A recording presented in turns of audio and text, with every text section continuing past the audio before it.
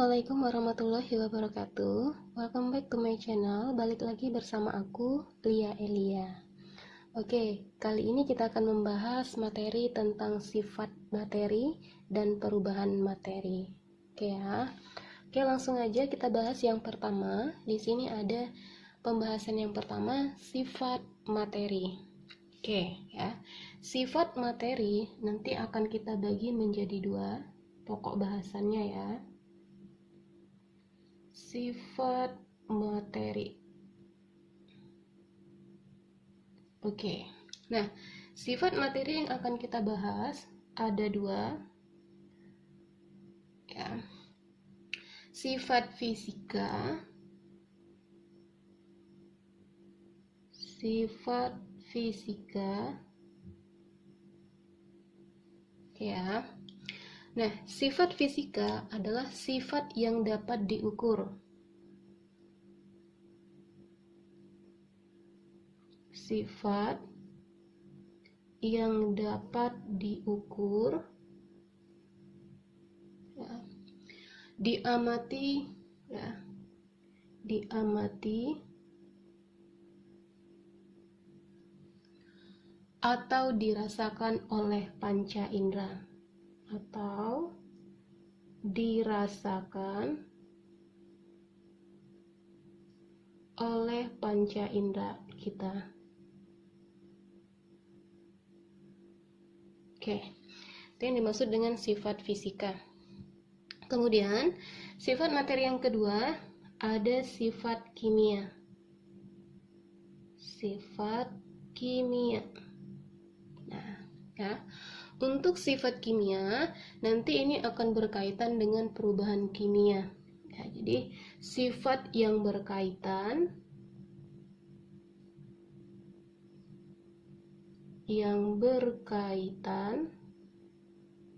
dengan perubahan kimia. Oke. Ya. Ini sifat materi yang akan kita bahas. Oke ya. Kita bahas yang pertama dulu. Ada sifat fisika. Oke, kita bahas satu-satu ya untuk penjabarannya. Sifat fisika.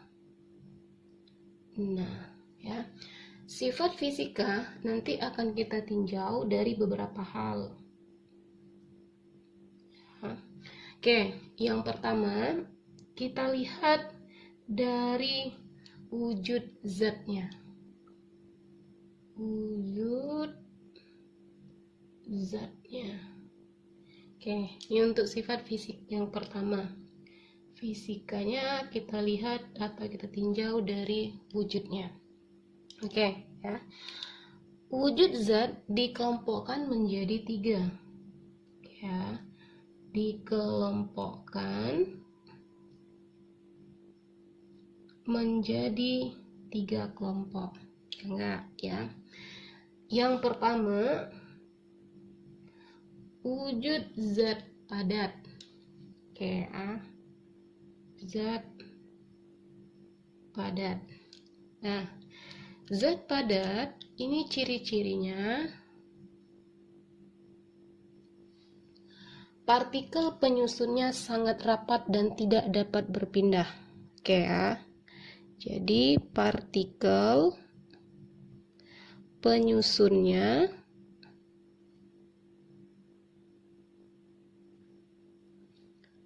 rapat dan tidak dapat berpindah.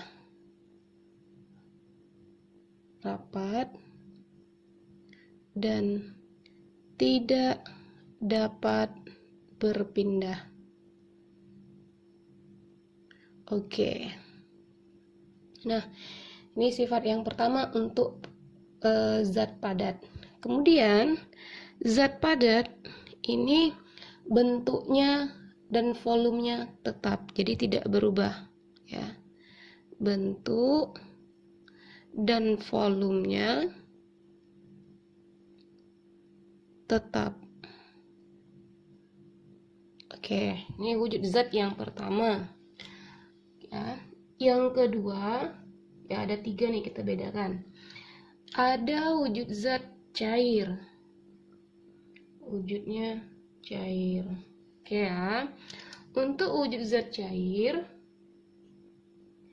partikel penyusunnya rapat tapi bisa bergerak ya. Jadi partikel penyusunnya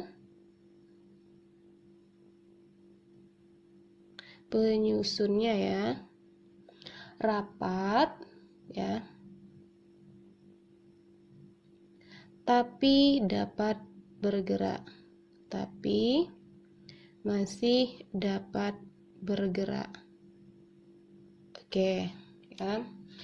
Kalau untuk bentuknya mengikuti wadahnya, misalkan air nih, kita ambil contoh, diletakkan ke dalam gelas, maka bentuknya akan seperti gelas ya. Jadi bentuknya mengikuti wadah. Nah, sedangkan volumenya tetap ya, volumenya tetap. Nah, nggak berubah ya. Oke, wujud zat yang ketiga ya, yang ketiga nih ya, ada dalam bentuk gas. Nah, untuk bentuk gas ya, partikelnya, partikel dari zat gas itu sangat renggang ya. Jadi partikelnya, susunan partikelnya ya, susunan partikelnya renggang ya, dan dapat bergerak bebas,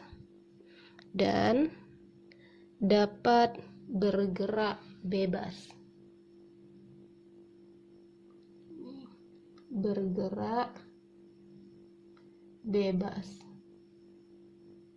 Oke ya. Sedangkan bentuk dan volumenya tidak tetap. Bentuk dan volumenya tidak tetap. Oke, ini sifat fisika yang pertama ya. Jadi kita tinjau dari wujud zatnya. Wujud zat kita bedakan menjadi 3 kelompok. Ada padat, cair, dan gas. Oke ya. Nah, sifat fisika yang kedua, kita tinjau dari titik didih dan titik lelehnya. Titik didih dan titik leleh. Oke ya. Titik didih dan titik leleh ya, merupakan suhu ketika zat padat berubah menjadi cair. Ya enggak? Jadi ini suhu ketika zat padat berubah menjadi cair.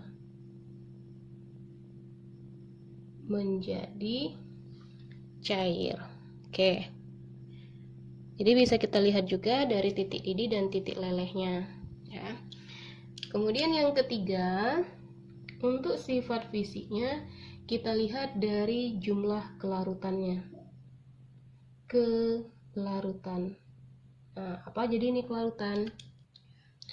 Kelarutan menyatakan jumlah maksimum zat ya yang dapat larut dalam jumlah pelarut. Jadi ini jumlah maksimum zat ya yang dapat larut dalam sejumlah pelarut. Oke, yang dapat larut dalam sejumlah pelarut. Oke ya. Ini sifat yang ketiga. Sifat yang keempat dilihat dari kerapatannya. Jadi ini bisa kita lihat juga dari kerapatan, atau dalam bahasa bukan ilmiah ya, fisikanya, ini kerapatan itu disebut juga dengan rho. Jadi kerapatan Ini tadi titik di D ya.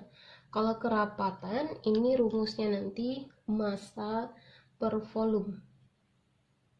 Massa per volume. Nah, ya, atau nanti rho atau kerapatan ini dilambangkan dengan rho. Nah, rumusnya massa per volume. Oke, ya. Kemudian sifat yang kelima bisa dilihat dari daya hantar. Daya hantar. Nah, untuk daya hantar listrik, maksudnya daya hantar listrik ya. Daya hantar listrik atau konduktivitas ya kita bedakan menjadi dua nanti. Ya, jadi dibedakan jadi dua. Oke, daya hantarnya. Ada zat yang bersifat konduktor. Konduktor. Oke. Nah, ada yang tahu konduktor? Konduktor adalah penghantar ya, panas yang baik. Oke. Nah, ini penghantar panas yang baik. Oke, ya. Kemudian sifat yang kedua ada isolator. Nah, kalau isolator tidak menghantarkan. Tidak menghantarkan. Oke, maksudnya tidak menghantarkan panas ya. Oke, sifat yang keenam. Yang selanjutnya ada sifat kekerasan. Kekerasan. Bukan kekerasan dalam artian tanda kutip ya. Kekerasan di sini artinya kemampuan suatu zat untuk menahan goresan benda lain ya. Jadi kemampuan suatu zat ya untuk menahan ya goresan benda lain. Goresan benda lain. Oke, itu yang keenam ya. Nah, sifat fisika yang ketujuh ada kelenturan. Nah, nama lain dari kelenturan atau yang sering kita dengar itu elastis lah ya. Jadi yang ketujuh ini sifat kelenturannya. Kelenturan. Nah, atau akan sering kita dengar istilah kelenturan ini adalah elastis, ya enggak? Elastis. Nah, contohnya seperti karet, ya enggak? Contoh karet. Nah, inilah sifat-sifat fisika yang akan kita tinjau. Jadi, sifat fisika itu bisa ditinjau dari wujudnya, dilihat dari titik DD, dilihat juga dari kelarutan. Ya, itu maksudnya. Oke, paham ya sampai di sini? Oke, sekarang kita lihat tinjau sifat kimia. Ya, karena tadi sifat materi ada dua nih. Ada sifat fisika dan sifat kimia. Oke, sekarang kita lihat apa sih bedanya dengan sifat kimia. Sifat kimia. Nah, ya. Kalau sifat kimia nanti akan kita bahas berkaitan dengan perubahan kimia. Oke ya. Jadi sifat kimia ini akan berkaitan dengan perubahan kimia. Ya. Oke, apa saja perubahan kimia bisa kita lihat dari mudah tidaknya dia terbakar. Oke ya. Mudah tidaknya terbakar. Nah, oke, ini yang pertama ya. Kemudian bisa kita lihat juga dari mudah tidaknya dia bereaksi dengan unsur lain. Mudah tidaknya bereaksi dengan unsur lain, ya. Kemudian mudah tidaknya untuk berkarat, yaitu perkaratan. Mudah tidaknya berkarat. Oke, ya ini sifat-sifat fisik kimia yang bisa kita tinjau dari perubahannya seperti ini ya. Dari terbakar, mudah bereaksi atau berkarat. Ya, bisa juga membusuk. Nah, itu salah satu sifat kimia. Oke ya. Oke, bisa kan bedakan untuk perubahan untuk sifat fisika dan sifat kimia? Oke, kalau sudah bisa membedakan, sekarang kita masuk ke perubahan materi. Oke, tadi kan udah sifat materi, masuk ke perubahan materinya. Nah, kita sudah paham tentang sifat materi. Sekarang kita masuk ke perubahan dari materi itu sendiri. Oke, ya. Langsung aja perubahan materi ini nanti ada dua juga, ada perubahan fisika dan perubahan kimia, ya. Oke, yang pertama kita bahas ada perubahan fisika. Nah, oke. Untuk perubahan fisika di sini kita buat kata kuncinya, ya. Perubahan fisika adalah perubahan yang tidak menghasilkan zat baru. Perubahan yang tidak menghasilkan zat baru. Tidak menghasilkan zat baru. Ya. Oke, ini untuk perubahan fisika. Nah, perubahan fisika ini nanti meliputi 4 hal. Ya, jadi meliputi 4 hal. Oke, yang pertama dari perubahan wujudnya tadi. Perubahan wujudnya. Oke. Di fisika mungkin sudah belajar juga ya tentang perubahan wujud zat. Nah, apa saja perubahan wujud zat? Oke, di sini kita buat ada seperti siklus lah ya ibaratnya. Wujud zat tadi ada 3 nih, padat, cair, dan gas. Sekarang kita buat siklusnya. Perubahan wujud zat ada padat, kemudian cair, satu lagi gas. Nah, oke, sekarang kita ingat satu-satu ya. Pada saat padat, ya padat menjadi gas, ini dinamakan dengan mengkristal, ya, mengkristal. Oke, harus diingat lagi ya. Kemudian pada saat gas menjadi padat, ini dinamakan dengan penyubliman atau menyublim. Menyublim. Nah, oke. Sekarang kalau gas menjadi cair, gampang ya. Pada saat gas menjadi cair, namanya mencair. Oke. Cair menjadi gas, kebalikannya menguap. Ya enggak? Oke, ini ya. Sekarang kalau padat menjadi cair, padat menjadi cair, namanya mencair, jelas ya. Mencair. Cair menjadi padat, membeku. Oke.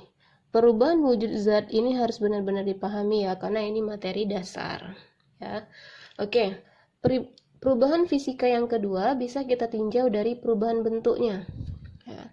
Yang kedua, perubahan bentuk. Nah, contohnya apa? Ayo.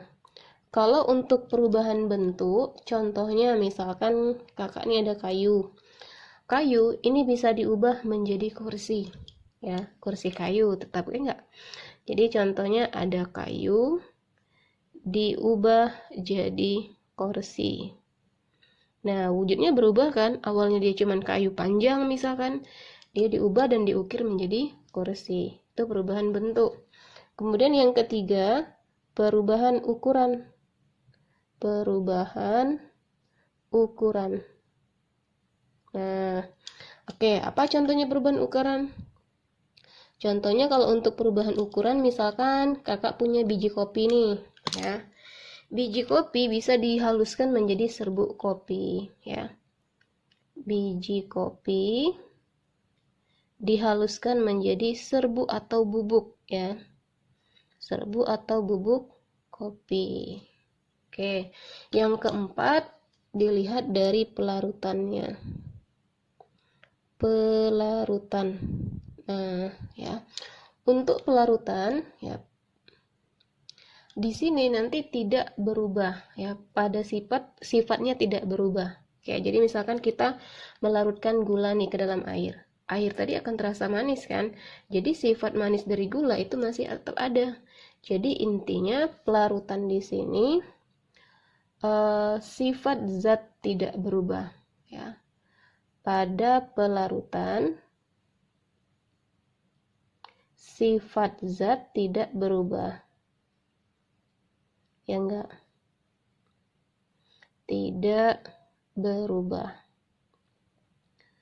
Oke, nah jadi ada 4 hal yang harus kita perhatikan dalam perubahan fisika. Oke, paham ya? Oke, selanjutnya yang kedua ada perubahan kimia. Perubahan kimia. Oke, ya.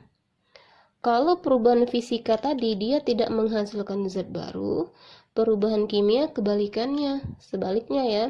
Perubahan yang menghasilkan zat baru. Yang menghasilkan zat baru. Oke, ya. Jelas ya perbedaannya? Oke. Nah, biasanya di sini nanti akan ditandai dengan ya, dengan perubahan warna, enggak? Perubahan warna. Kemudian perubahan suhu. Perubahan suhu, ya. Pembentukan endapan. Nah, ini bisa juga ya. Pembentukan endapan. Oke, ya. Yang keempat, biasanya dalam perubahan kimia pembentukan gas. Pembentukan gas. Nah, ya. Oke, siapa yang bisa kasih contoh dari perubahan kimia dalam kehidupan sehari-hari? Ada enggak nih? Contoh, untuk perubahan kimia dalam kehidupan sehari-hari, contohnya kertas terbakar, ya enggak? Kertas atau kayu, ya, kertas terbakar, ya. Kemudian besi berkarat. Besi berkarat. Nah, ada lagi proses fermentasi. Ya, contoh misalkan kita membuat tape. Ini termasuk perubahan kimia. Oke, paham ya? Oke, untuk lebih pahamnya lagi, ya ini kakak buat soal latihan. Soal latihan. Oke, apa nih soal latihannya? Soal latihannya, sebutkan masing-masing 5 contoh. Sebutkan masing-masing 5 contoh perubahan kimia, perubahan fisika dan kimia ya. Fisika dan kimia dalam kehidupan sehari-hari. Dalam kehidupan sehari-hari. Nah, pasti banyak nih contohnya. Ya, minimal 5 contoh. Oke ya. Dengan kita sering mengerjakan soal latihan, itu akan menambah wawasan kita sendiri. Oke ya. Oke, sekian dari kakak ya. Jika materi ini bermanfaat bagi kalian ya, share ke teman-teman kalian biar manfaatnya lebih banyak lagi. Oke, kakak akhiri. Wassalamualaikum warahmatullahi wabarakatuh.